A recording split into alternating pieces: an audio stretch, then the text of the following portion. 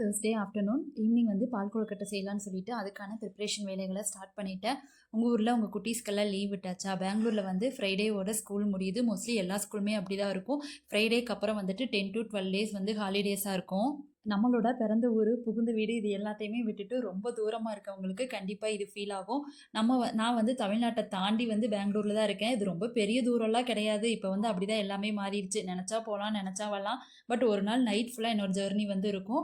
எங்கள் ஊர் அப்படின்னா, எங்கள் அம்மா ஊர் அப்படின்னா ஒரு நாள் நைட் ஃபுல்லாக ட்ராவல் பண்ணணும். இதே வந்து எங்கள் மாமியார் ஊர் அப்படின்னா ஒரு 4 to 5 ஹவர்ஸ் மட்டும்தான் ட்ராவல் பண்ணுற மாதிரி இருக்கும்.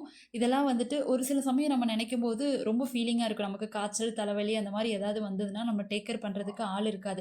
இதே நம்ம ஊரில் கொஞ்சம் பக்கமாக இருந்துட்டோம் அப்படின்னா கண்டிப்பாக அம்மா, அப்பா, மாமனார், மாமியார் யாராவது வந்து சப்போர்ட் பண்ணுவாங்க.